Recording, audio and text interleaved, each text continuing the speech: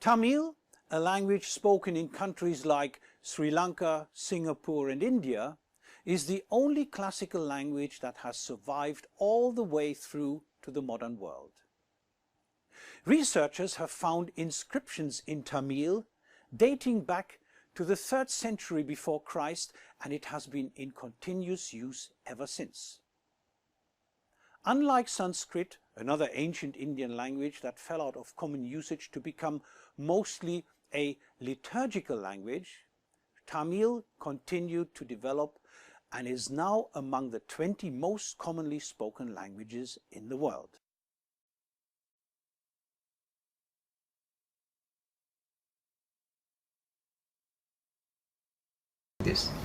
From my research, one of the oldest languages in the world is Tamil, not Sanskrit.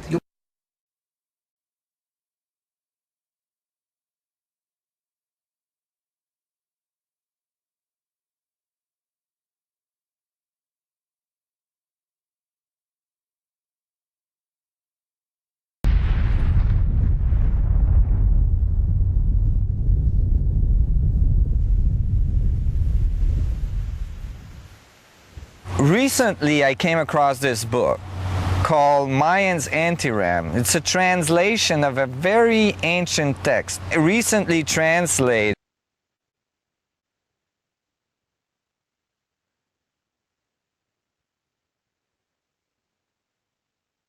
And it describes basically the structure of the vacuum. It describes the fundamental structure of creation, the fundamental structure of space. This primal dot is actually square in shape. Spaceships, ships that are able to hover and travel through space and travel through our solar system and maybe even our galaxy. One example of the description of these devices is found in verse 790. It reads, "The primals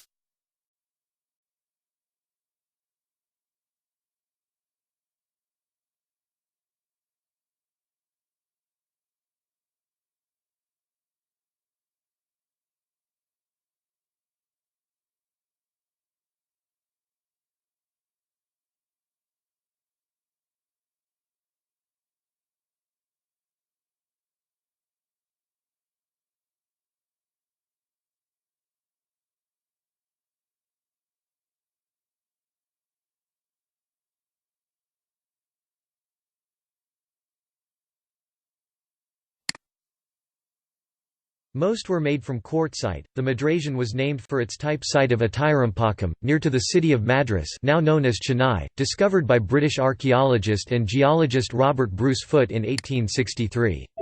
The oldest tools at Aintiran have been dated to 1.5 million years ago using cosmic ray exposure dating.